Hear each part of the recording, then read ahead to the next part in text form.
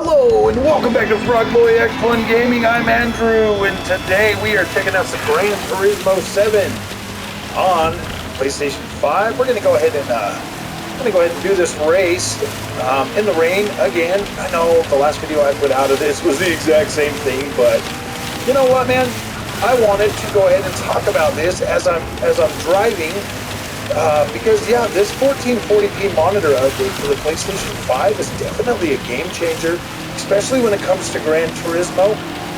This looks incredible in the rain on this track. I just honestly can't get enough of it.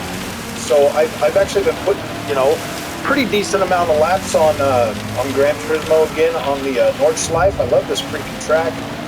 This track car combination that I got the McLaren 570 right now that I'm rocking.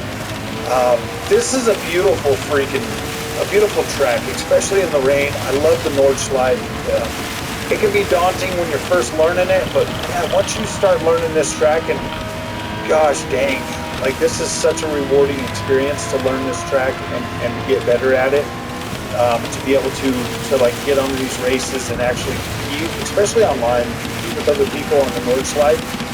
It really lets you know what your driving level is, man. Like, especially if you're like trying to follow the rules of racing, keeping it as a non-contact sport, following, doing your part to try to stay in lanes, being able to pass when you need to pass and stuff. It really is rewarding. It's a fun experience. I love playing this, and even if I don't win, just the practice of being able to, not run into people is pretty fun. Oh man, these guys are really breaky though. These guys are way breaky. Oh buddy. Yeah man, like, okay, so here's the deal. This is the real reason I was making this video. People have been asking me about the Gran Turismo 7. It is on sale right now, I believe, for like $50. They're asking me like, hey man, do you think I should get it? Is it good? Blah blah blah. I rated this game pretty high when I did my review on it, because it does give you an experience that is fun. That is fun. Like, it does feel a lot more toward the arcade. It feels a lot more less. I mean, this driving in the rain is probably the best I've felt. Like, it actually feeling like, oh my gosh, you gotta kind of pay attention. But without being in the rain and stuff, you can brake way late. You can. Whoa, dude, that guy just literally freaking spun me out, man.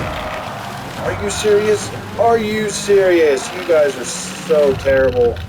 So freaking terrible, man. Really? Really? You guys passed? You done? You done? Wow, man. See, like, the AI in this game, man, I don't know if they are even worth the cars they're in. Like, I don't know. I still struggle, with some of the stuff in this game, for sure. But when it comes to being able to put down a good lap or have a good time racing in this, I feel like it's toned down enough to where newcomers can actually pick this up and really start learning it.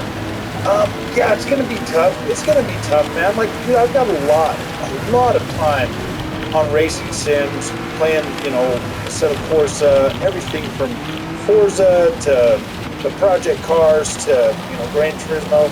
All of these games, man, they are good for reproof and definitely help you get better. And it's one of those things where, yeah, man, like, you're gonna have to put in some work to get better skills to be able to race and have a realistic experience, so to speak. Yeah, you could 100% barrel your way through every single one of these cars, run them into the wall, bounce off them, everything like that, hit the dividers, ride the freaking rails all the way around the track. Like, yeah, you can 100% cheese Gran Turismo if you want. That's why I say it's far more of an arcade experience than it is an actual sim racer. That's not necessarily a bad thing. Because sim racing, track racing, can be technically boring to people that don't really care about cars and want to be a race car driver and stuff like that. If your thing is Need for Speeds and stuff like that, and you just like playing some Forza Horizon and stuff like that, then yeah, I could definitely see where a game like this would be a little bit tougher to want to pick up and stuff. But this one here really does blur the line pretty well in terms of sim racer or actual arcade racer. Like, it blurs the line good enough to where you can get good at this game oh gosh, man, I'm telling you how to drive and I can't even freaking stay on the road, man. Yeah, I like talking and stuff kind of throws me off, but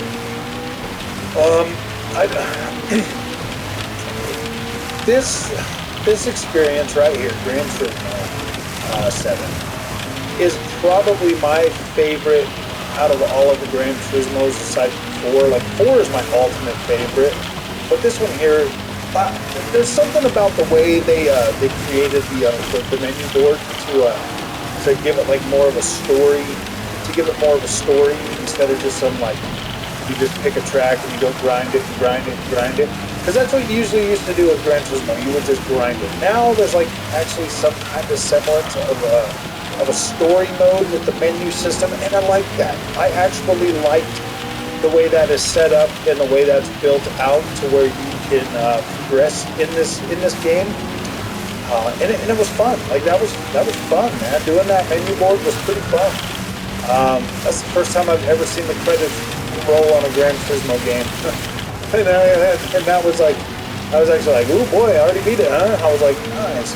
But yeah, that was fun. I liked that. I thought it was pretty cool. I thought it was very inviting for new players. Like, I really did, and it kind of forces you to play through the game and unlock all the different tracks, gain new cars. It's pretty generous with giving you cars and stuff. For the most part, like, I didn't have any problem whatsoever getting through that and being able to purchase, you know, the cars and the mods and the upgrades and everything that I wanted for my particular cars, and still had a ton of money left over. So I was pretty okay with that. I didn't really worry too much about the microtransaction thing because it did not really affect me in any real way. So it didn't matter to me. So I didn't really knock it too hard or take a lot of points off it for that, because Gran Turismo to me has always been a grind. It's literally always been a grind, and I've always had to work my way up.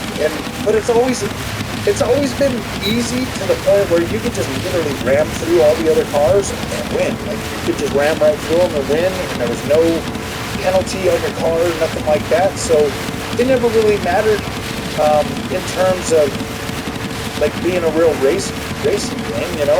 I mean, this last couple of games has gotten a lot closer than it ever has been before. Gran Turismo 4 was just really cool. I believe that was the first one they started bringing like rally racing and stuff like that to it, and it just changed the experience in ways that